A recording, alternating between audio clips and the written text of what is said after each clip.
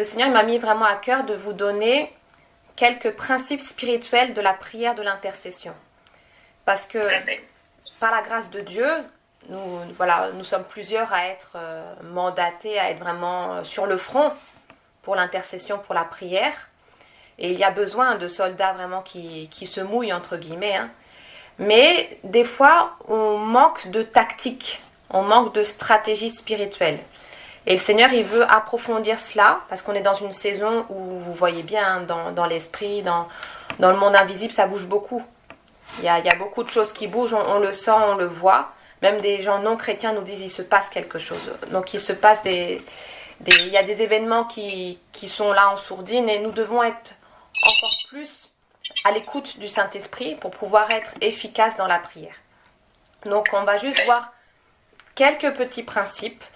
Ça ne sera pas exhaustif, ça ne sera pas une étude complète, hein, parce qu'il faudrait vraiment plusieurs sessions, mais je crois par la foi que le peu qui va être apporté ce soir, ça va activer des choses, au nom de Jésus-Christ. Amen.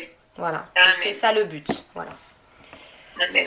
Donc, le Seigneur, il nous dit dans sa parole que la prière du juste est d'une grande efficacité. Nous sommes justes en Jésus-Christ parce que nous sommes justifiés par le sang précieux de Jésus. Donc ça nous concerne. Donc notre prière, elle est d'une grande efficacité. Même si on ne voit pas encore le résultat, dans le monde invisible, il y a des choses qui bougent. Pensez par exemple à Daniel, le prophète. Le premier jour où il a ouvert sa bouche, tout de suite, il y a quelque chose qui s'est passé dans le spirituel.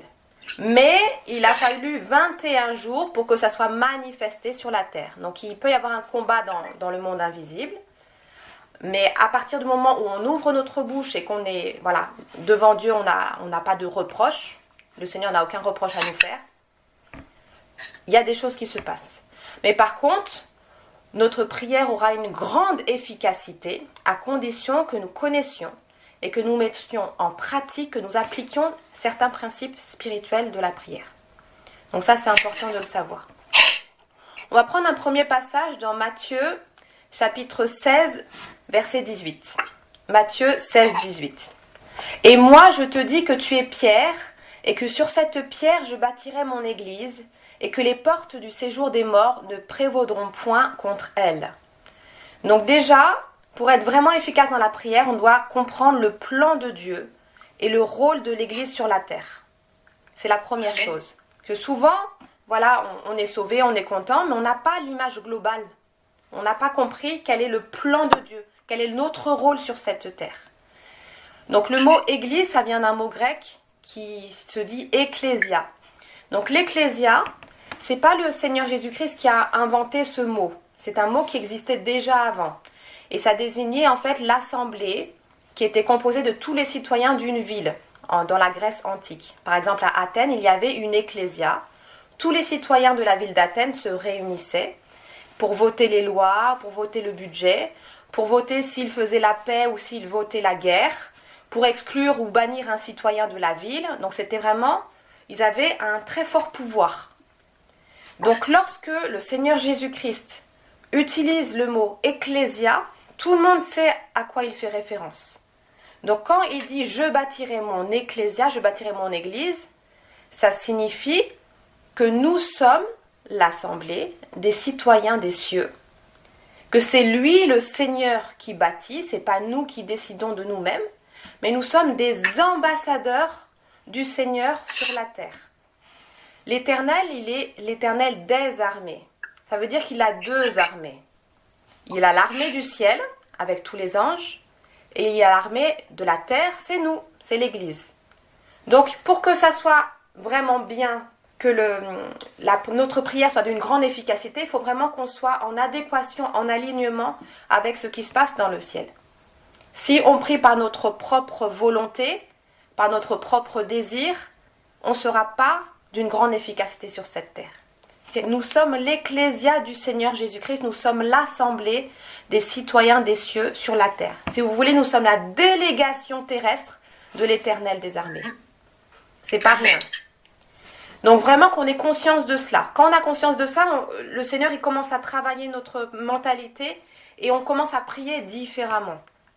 Le Seigneur, il ne dit pas qu'on ne doit pas prier pour des sujets personnels, mais plus on avance avec le Seigneur et plus on va prier pour ses sujets à lui.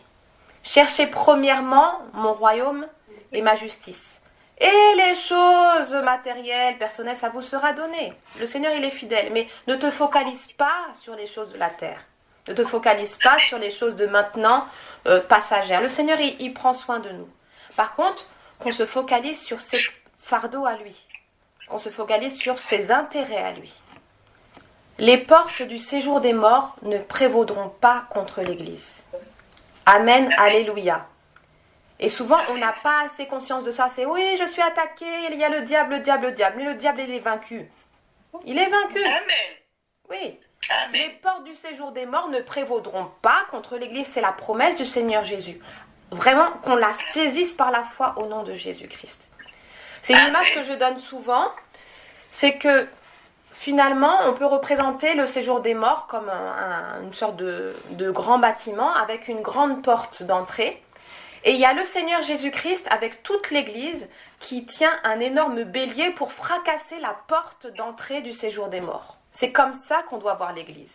C'est pas le diable qui vient attaquer l'Église, c'est l'Église qui vient faire un assaut, lancer un assaut contre les forces des ténèbres pour arracher au nom de Jésus tous les prisonniers, tous ceux que l'ennemi tient dans ses mains. Amen. C'est comme ça vraiment qu'on doit voir l'Église. L'Église, c'est pas seulement chanter des louanges, chanter des cantiques, c'est vraiment guerrier. C'est toute l'Église avec le Seigneur Jésus qui tiennent ce bélier pour défoncer cette porte et ordonner à l'ennemi de relâcher les prisonniers au nom de Jésus. Amen. Donc l'Église de Christ, c'est l'assemblée des citoyens des cieux en Jésus-Christ. C'est la délégation de l'Éternel des armées pour accomplir les desseins de Dieu sur la terre. Nous avons une mission. Le Seigneur, avant même la fondation du monde, il avait préparé des plans, des projets pour cette terre. Et même, tu le dis dans ta prière, m'a dit tout à l'heure, tu as prié pour que le Seigneur nous donne l'intelligence, la compréhension. C'est tellement important. Et j'ai aimé cette prière-là parce que pour pouvoir accomplir les desseins de Dieu sur la terre, il faut les comprendre, les connaître. Donc c'est par l'esprit d'intelligence qu'on va pouvoir rentrer dans ces choses-là et après les mettre en pratique. Et l'Église, elle est là aussi pour préparer la deuxième venue du roi des rois. Jésus, il est venu une première fois pour pouvoir expier nos péchés, mais il va venir une deuxième fois en gloire pour établir son règne. Donc l'Église de Christ, elle est en train de préparer cela. Vous vous souvenez du prophète Jean-Baptiste, le dernier prophète de l'Ancienne Alliance, qui a préparé le chemin de la venue du Seigneur Jésus. Et bien l'Église, elle a ce rôle-là. Mais sauf qu'elle va préparer la deuxième venue du Seigneur. Donc nous sommes des Jean-Baptistes dans le royaume de Dieu, sur cette terre. Donc l'enjeu spirituel, et c'est pour ça qu'il y a autant de combats, autant de choses, c'est le règne de Dieu sur la terre. Notre Dieu vient pour régner, pour mettre un terme à toute adversité, toute chose qui s'oppose au royaume de Dieu. Ça sera terminé, il n'y aura plus de larmes dans les yeux, il n'y aura plus aucun cri, plus aucune douleur. Le Seigneur va établir son règne sur la terre.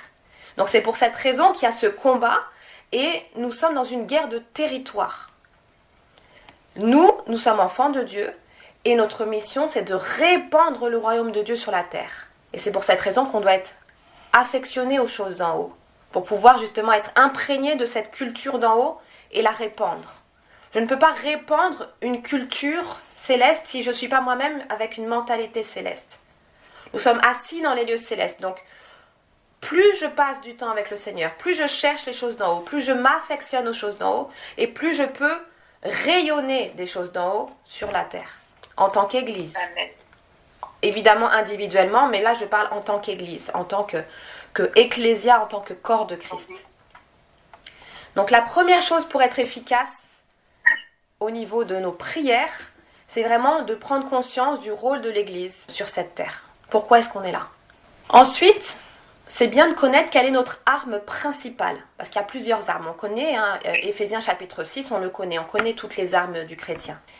Mais il y a une arme dont on parle peu, mais qui est indispensable.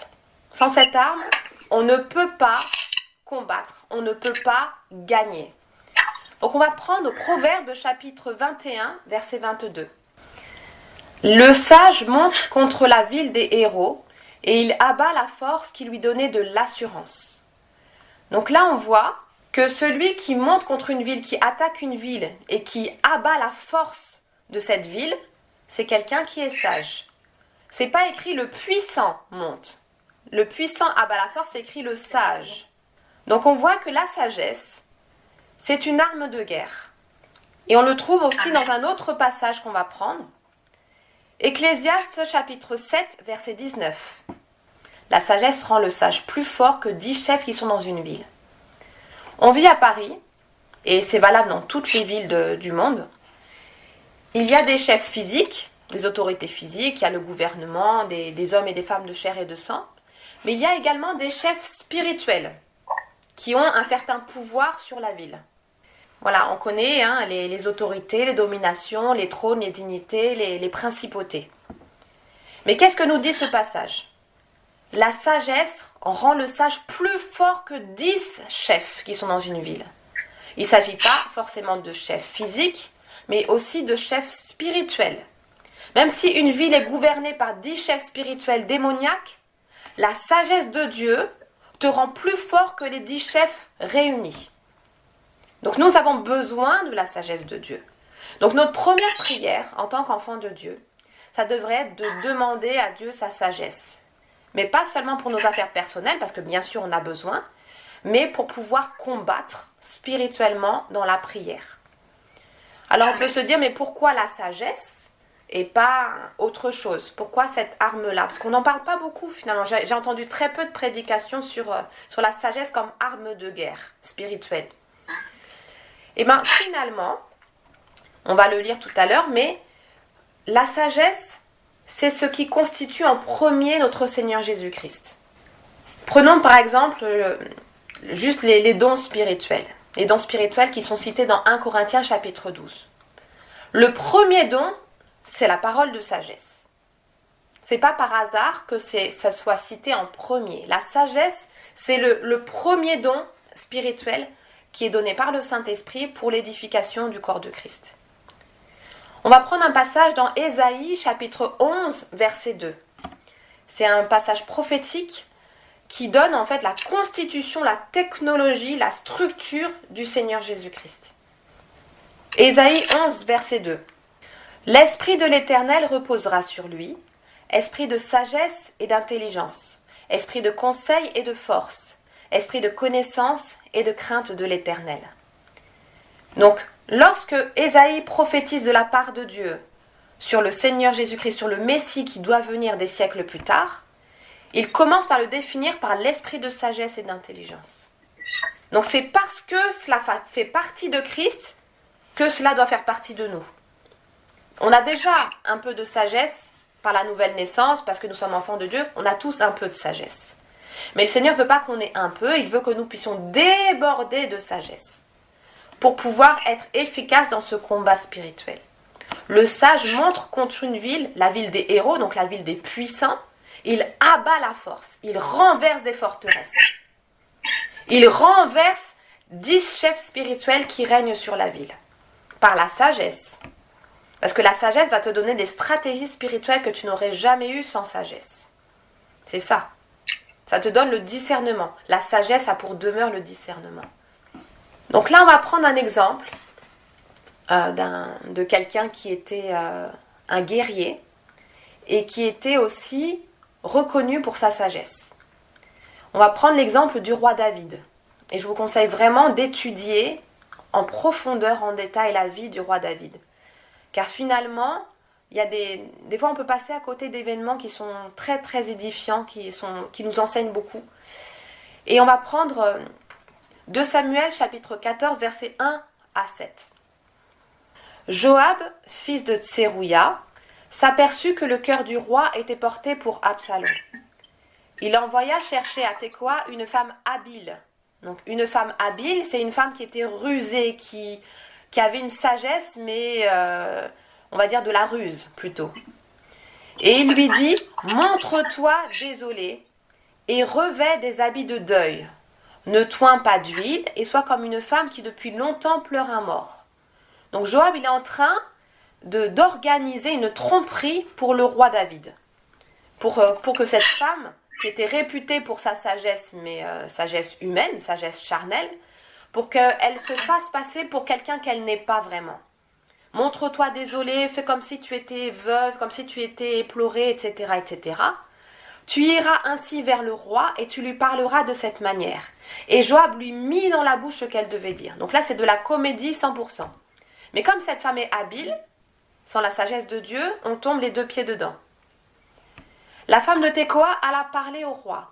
Elle tomba la face contre terre et se prosterna et elle dit « Ô roi, sauve-moi » Le roi lui dit « Qu'as-tu » Elle répondit « Oui, je suis veuve, mon mari est mort. Ta servante avait 2 fils. Ils se sont tous 2 querellés dans les champs et il n'y avait personne pour les séparer. L'un a frappé l'autre et l'a tué. Et voici toute la famille s'est levée contre ta servante en disant « Livre le meurtrier de son frère. Nous voulons le faire mourir pour la vie de son frère qui l'a tué. Nous voulons détruire même l'héritier. Ils éteindraient ainsi le tison qui me reste pour ne laisser à mon mari ni nom, ni survivant sur la face de la terre. » On passe au verset 18. 18 à 20.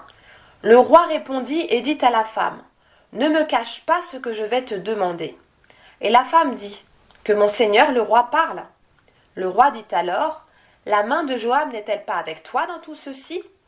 Donc par l'Esprit de Dieu, la sagesse de Dieu, il a compris qu'elle n'était pas la femme qu'elle prétendait être. Et nous avons besoin de cette sagesse-là, de ce discernement, car l'ennemi, il est le malin.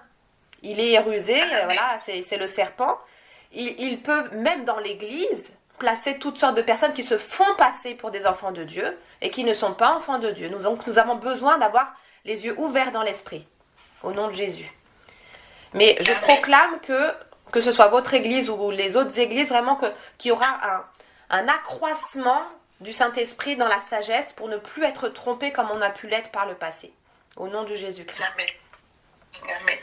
Et la femme répondit, « Aussi vrai que ton âme est vivante, ô roi mon Seigneur, il n'y a rien à droite ni à gauche de tout ce que dit mon Seigneur le roi. C'est en effet ton serviteur Joab qui m'a donné des ordres et qui a mis dans la bouche de ta servante toutes ces paroles. C'est pour donner à la chose une autre tournure que ton serviteur Joab a fait cela. Mais mon Seigneur est aussi sage qu'un ange de Dieu pour connaître tout ce qui se passe sur la terre. » C'est pas rien. Mon Seigneur est aussi sage qu'un ange de Dieu. Donc du coup, il a compris que c'est l'Éternel des armées. Donc lui, comme il fait partie de l'armée terrestre, il devait être en adéquation avec l'armée céleste. David, il était dans cette dimension-là. Il était aussi sage qu'un ange de Dieu pour connaître tout ce qui se passe sur la terre. Donc ça ne se restreignait pas au peuple d'Israël. La sagesse de David était vraiment mondiale. Donc il voyait dans l'esprit que, tiens, le Seigneur est en train de faire ça. Il fait ça dans tel pays. Vraiment, il y avait quelque chose de très large. On parle beaucoup de la sagesse de Salomon. Mais la sagesse de David, il faut en parler aussi. Et je crois vraiment que aussi spirituellement, c'est parce que David était sage aussi que ça s'est répandu à Salomon. Parce que Salomon a demandé la sagesse parce qu'il a vu son père. Il a demandé la sagesse à Dieu parce qu'il a bien vu le modèle de son père. Il se dit, oui, mais j'ai besoin de la sagesse de Dieu pour pouvoir gouverner, juger tout ce peuple. Donc ça venait bien sûr de Dieu, mais c'est David qui l'a d'abord manifesté. La sagesse a pour demeure le discernement. On a besoin du discernement du Seigneur. Quand on demande la sagesse, le discernement vient avec l'intelligence, la compréhension spirituelle, comprendre quelle était l'intention de Dieu. Qu'est-ce qu'il a voulu faire avant la fondation du monde? Quel est le plan pour aujourd'hui? Comment prier efficacement? On a une situation qui se présente à nous. Est-ce qu'on va prier selon les circonstances, selon ce que nous voyons, selon les besoins apparents, ou est-ce que nous allons prier par l'esprit? Ça peut être complètement différent. Et on a besoin vraiment de cette subtilité, d'être vraiment affiné dans l'exactitude de Dieu pour prier toujours par l'esprit et pas par la chair. Donc on ne prie pas selon des besoins visibles, mais seulement par l'esprit de Dieu.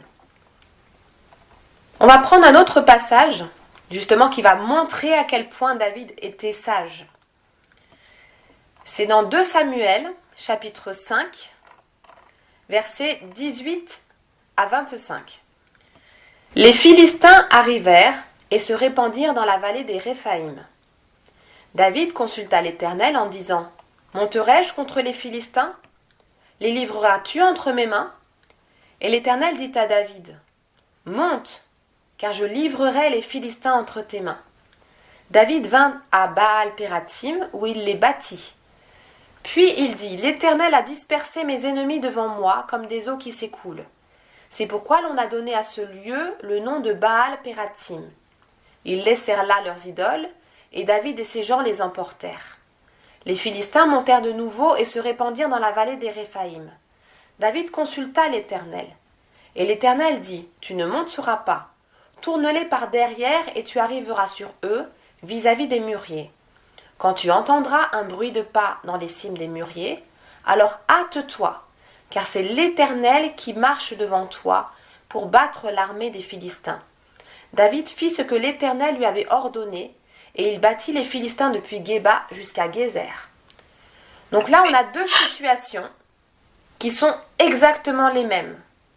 Dans les deux cas, les Philistins arrivent et se répandent dans la vallée des Réphaïm. Donc le Seigneur permet qu'il y ait deux situations exactement pareilles pour voir comment David y va réagir. Est-ce que tu vas me consulter la deuxième fois alors que la première fois, je t'avais donné une indication et que le fait d'avoir suivi cette indication, tu as eu la victoire. La première fois, les Philistins se répandent dans la vallée des Réphaïm. David consulte l'Éternel parce qu'il sait qu'il ne peut rien faire sans consulter l'Éternel. Et il lui dit, « Monterai-je contre les Philistins ?» Il lui demande, « Les livreras-tu entre mes mains ?» Et l'Éternel lui dit, « Monte, car je livrerai les Philistins. » Et là, il y a eu victoire. La deuxième fois, les Philistins montent pareil de nouveau et ils se répandent dans la même vallée, la vallée des Réphaïm.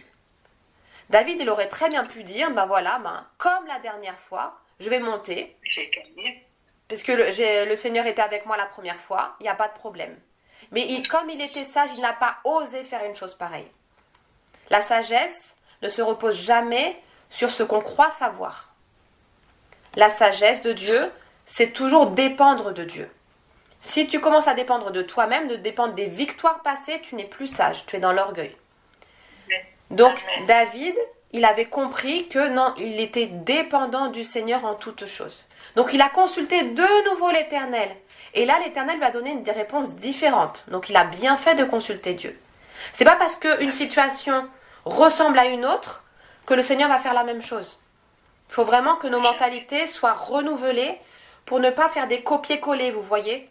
On a besoin d'être renouvelés, d'avoir la manne fraîche, d'avoir toujours un rafraîchissement dans nos pensées. Car le Seigneur ne fait jamais la même chose. Jamais. Amen.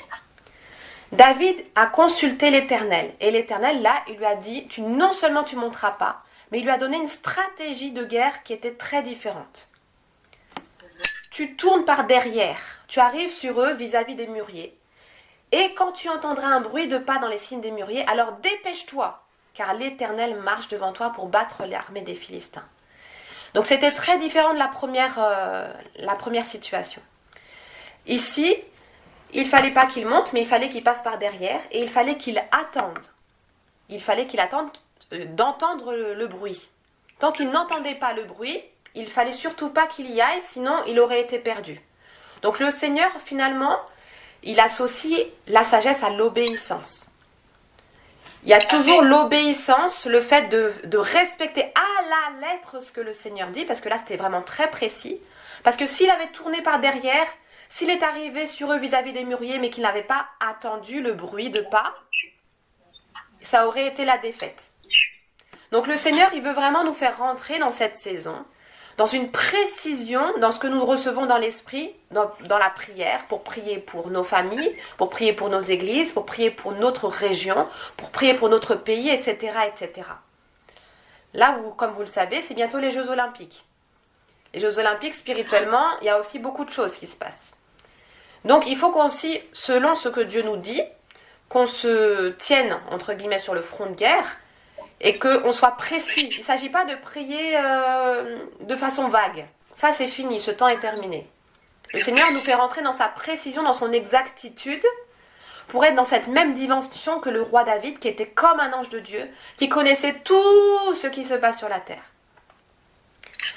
Il y a quelques années, on avait partagé le témoignage d'une église. C'était une église fondée par des missionnaires américains en Israël.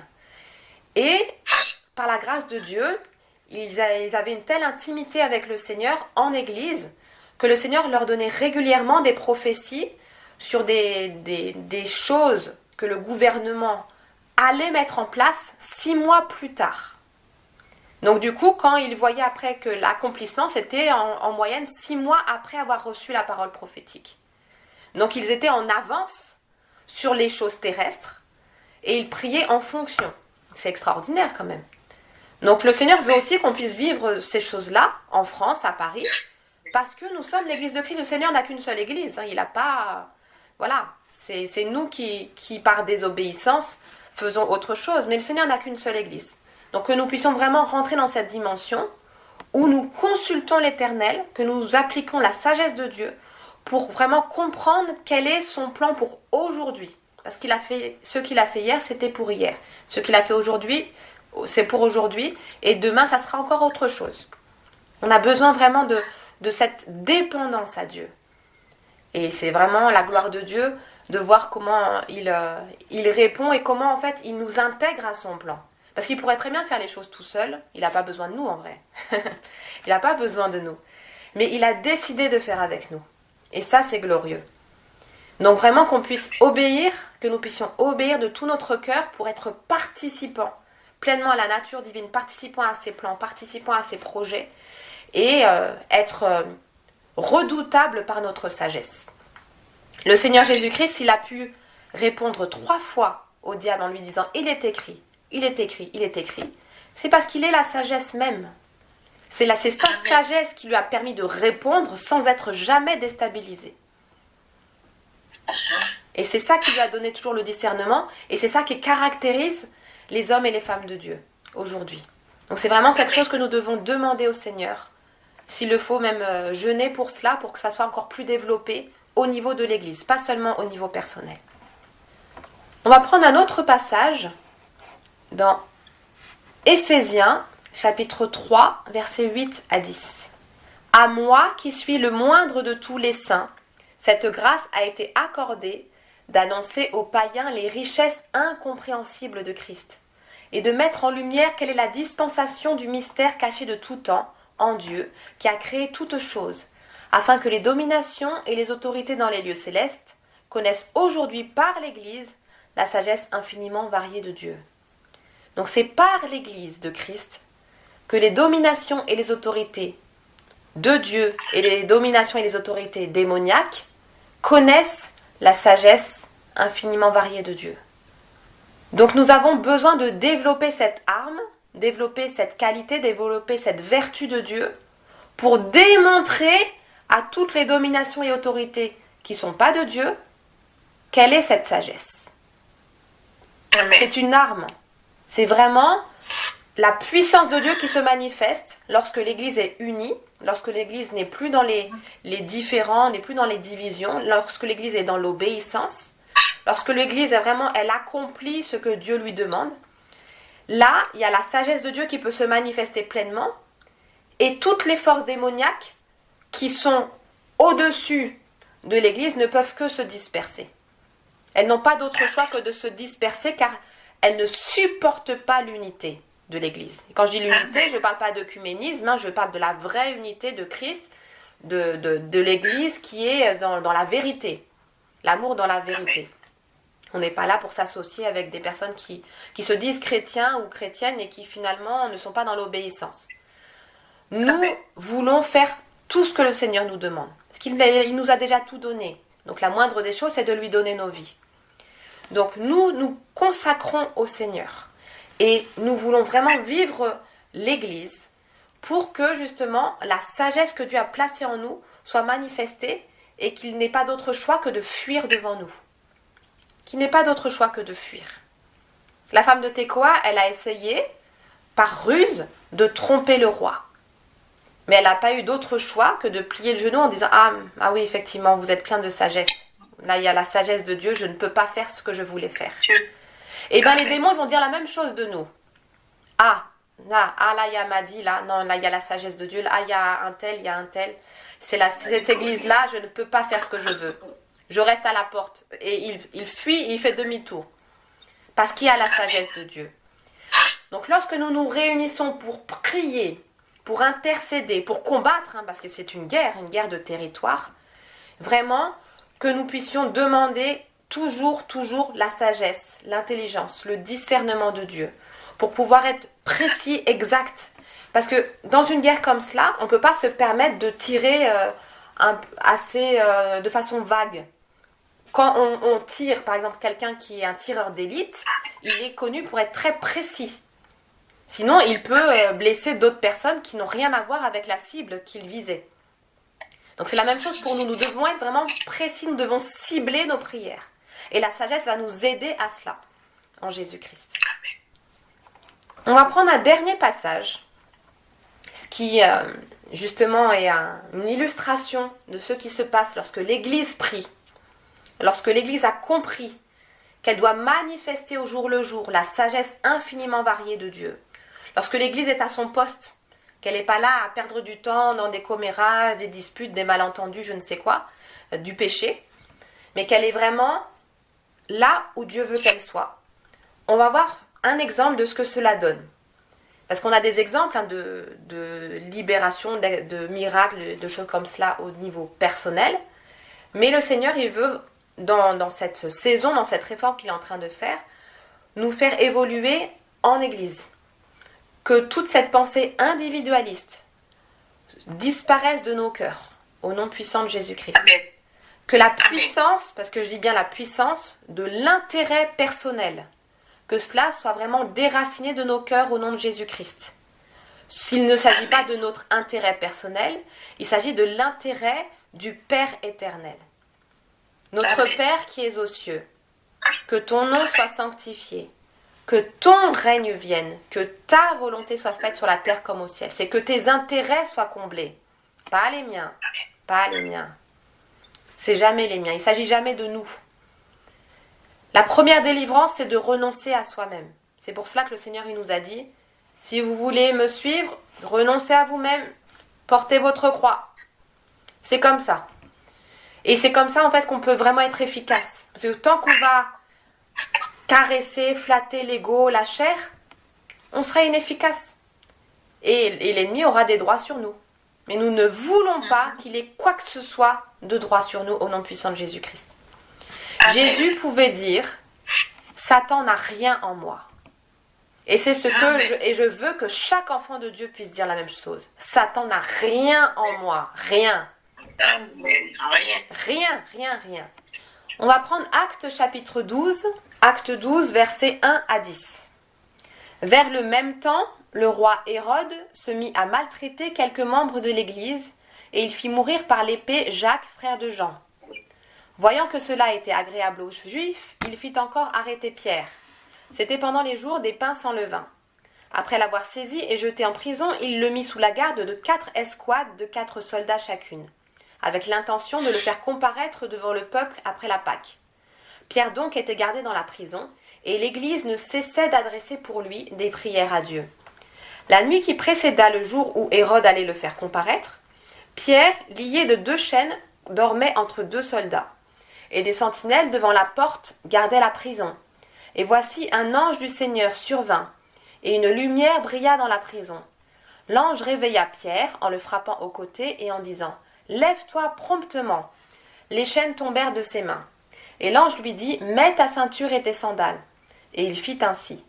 L'ange lui dit encore « Enveloppe-toi de ton manteau et suis-moi. » Pierre sortit et le suivit, ne sachant pas que ce qui se faisait par l'ange fut réel, et s'imaginant avoir une vision. Lorsqu'ils eurent passé la première garde, puis la seconde, ils arrivèrent à la porte de fer qui mène à la ville, et qui s'ouvrit d'elle-même devant eux. Ils sortirent et s'avancèrent dans une rue. Aussitôt, l'ange quitta Pierre. Donc là, c'est quelque chose d'extraordinaire qui s'est passé avec l'apôtre Pierre. Donc, à l'époque, c'était le roi Hérode qui s'est mis à maltraiter quelques membres de l'Église. Donc, Hérode, c'est finalement une lignée de personnes qui ont régné sur Israël et qui étaient vraiment antichrist, qui ont tout fait pour combattre le Messie et ceux qui s'attachaient au Messie. Le premier Hérode, c'était lorsque le Seigneur Jésus-Christ est venu sous forme d'un bébé. Le premier Hérode, c'était le grand-père de ce monsieur-là.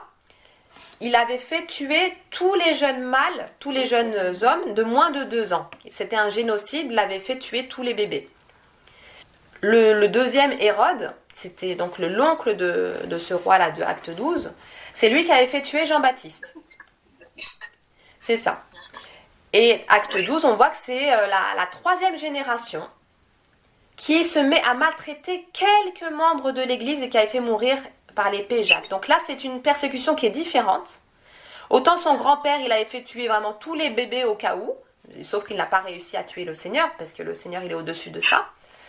Son oncle, il avait fait tuer Jean-Baptiste, le prophète, et lui, il s'était attaqué à seulement quelques membres, et c'était tous des leaders d'église.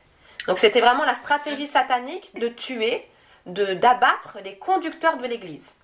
Parce qu'effectivement, si on enlève les conducteurs de l'église, c'est compliqué, on ne peut plus. Donc l'ennemi, il sait ce qu'il fait. Donc il avait déjà, le roi Hérode avait déjà fait mourir par l'épée Jacques, le frère de Jean, et il voulait faire mourir Pierre juste après la Pâque. L'Église, malgré cette lignée satanique qui s'attaque à ce conducteur, elle ne cesse de prier. Et il y a en plus d'autres difficultés qui s'ajoutent. C'est-à-dire que non seulement Pierre, il savait que là c'était la mort quasiment assurée, le roi Hérode était contre l'Église, il n'y avait aucune possibilité de s'échapper puisqu'il y avait 4 escouades de 4 soldats chacune qui se relayaient. Et en plus, il était au milieu de 2 soldats qui étaient tout le temps à sa droite et à sa gauche. Impossible de s'échapper. Impossible. Mais malgré cette impossibilité, l'Église ne cessait d'adresser pour lui des prières à Dieu. Donc l'Église ne s'est pas laissée impressionner par l'impossible. Impossible n'est pas de Dieu. Impossible n'est pas Jésus. Et le verbe grec pour ne cessez pas, c'est vraiment pour dire que l'Église, elle étirait, comme si elle était en train d'étirer un tissu, étirer quelque chose d'élastique, l'étirer. On voit qu'il y a un effort, que l'Église, elle s'est vraiment disciplinée à faire des efforts pour adresser pour Pierre des prières à Dieu. C'était pas quelque chose de facile. Mais elle n'a pas lâché, elle a persévéré dans la prière. Longtemps, ça a duré peut-être plusieurs jours, j'imagine, parce que le roi Hérode attendait après la Pâque pour faire comparaître Pierre. Mais la nuit qui a précédé finalement l'exécution, qui était prévue, là le Seigneur est intervenu. Le Seigneur s'est glorifié. Pierre, il était lié de 2 chaînes, il dormait entre 2 soldats, donc il n'avait pas de capacité physique de s'échapper. Mais Dieu envoie son ange. Parce que le Seigneur, il a entendu la prière de l'Église et l'Église était dans une unité parfaite. Il n'y avait pas de compétition, de rivalité, il n'y avait pas ça.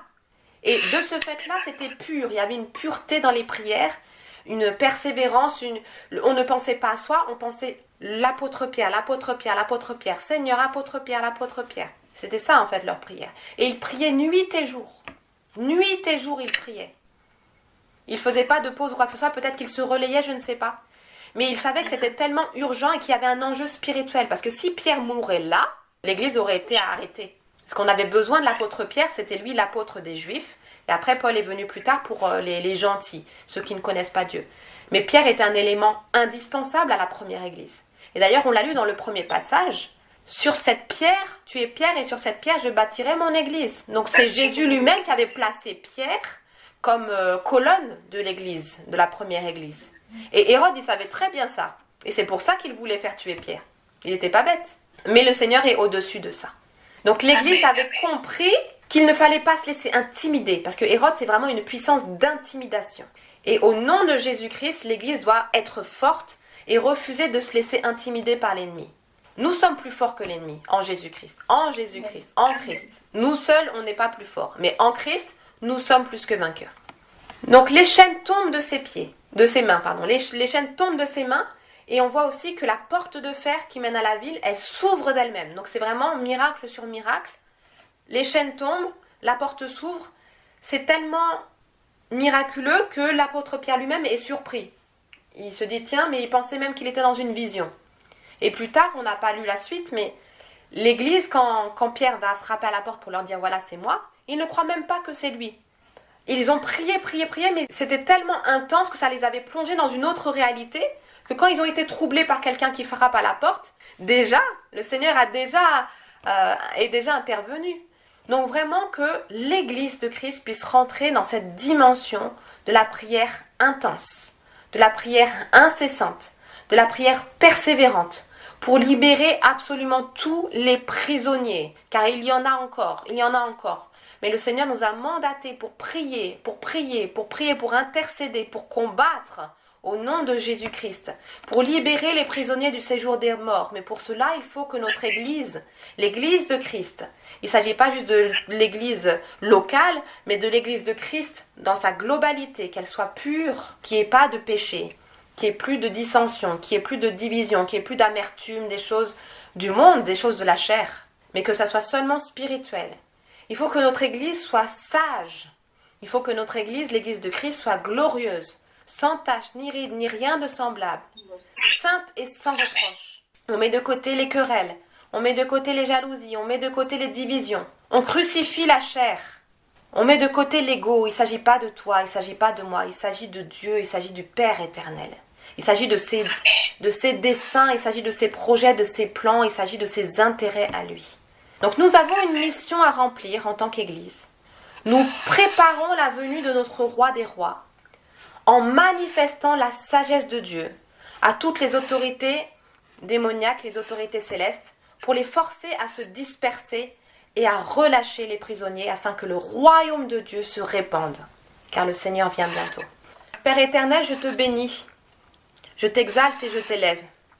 Tu es notre Dieu, tu es notre roi, tu es notre rocher, tu es notre bien-aimé, tu es notre maître. Et c'est au nom puissant de Jésus-Christ que nous venons vers toi. Déjà pour te remercier pour la croix. Merci Père pour nos noms inscrits dans ton livre de vie. Mais on ne veut pas seulement te remercier, on veut aussi Seigneur combattre avec toi. Merci Père pour toutes ces stratégies spirituelles, toutes les armes que tu nous as données. Mais nous avons besoin de toutes les prendre. Prenez toutes les armes. Et souvent la sagesse on la met de côté. Mais nous ne voulons pas être reconnus comme étant insensés ou fous. Nous refusons cela au nom puissant de Jésus. Mais que nous soyons reconnus pour la sagesse qui vient de toi et qui se manifeste dans nos vies de tous les jours et aussi dans l'Église. Car Seigneur, ton Église doit être sage, ton Église doit être pure, ton Église doit être intelligente pour comprendre tous tes bienfaits, tous tes desseins, tous tes projets. Qu'on ne regarde plus les choses selon la chair, qu'on ne fonctionne plus selon ce qu'on peut voir, selon l'apparence. Car tu ne regardes pas à ce qui frappe les yeux, mais tu regardes au cœur, Seigneur. Tu sais exactement quelles sont les intentions, les motifs de chacun, de chacune, et que tu connais l'avenir. Alors, Père éternel, que dans le nom de Jésus-Christ, que nous puissions rentrer dans cette dimension, tous ensemble. Il ne s'agit pas que ça soit juste une ou deux personnes, juste l'homme de Dieu et les autres sont à la traîne. Nous refusons ça. Nous voulons ensemble rentrer dans cette dimension de gloire pour préparer la venue de notre roi. Que toute la gloire te revienne, Seigneur mon roi. Dans le nom de Jésus-Christ. Amen.